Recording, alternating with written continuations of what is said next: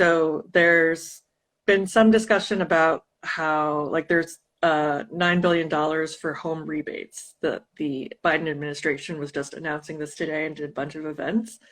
That's a really great program, but we also have to keep in mind that that really mainly benefits homeowners. So everyone who rents, most of them are not going to be able to use that. Maybe you'll be able to use some of it for if you need like a portable heat pump unit, but most of the things that you would use these rebates on, you really need the cooperation of your landlord, which is not easy to do. And we know that, there's a higher percentage of renters among certain populations, especially people of color and younger people and low income people. So it just is not going to benefit those populations as much.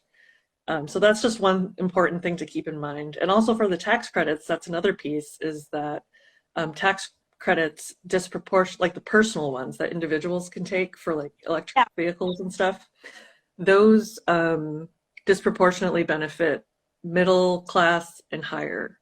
So it's because you need to have enough tax liability to pay your income tax. Subsidy for an electric vehicle, I'm like, oh, that's still kind of expensive.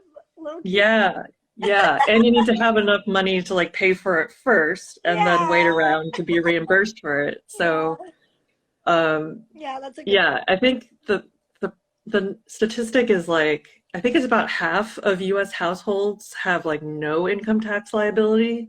So they can't use these tax credits at all. There was a push to try to get it to be refundable so that they could, but that didn't make it through. Oh, okay. No, that's all really good to know.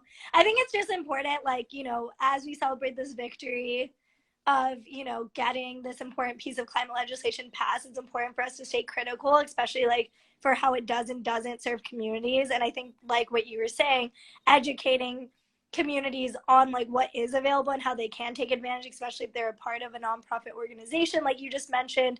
I think that's really key, so that way people aren't also missing out on those opportunities. So I think it's just great that you shared that, because I think the first step is education, because so much of this is so bureaucratic. So I think this is a great first step at least, but there's definitely a lot more information that needs to be distributed on this, just because this is just the beginning for sure.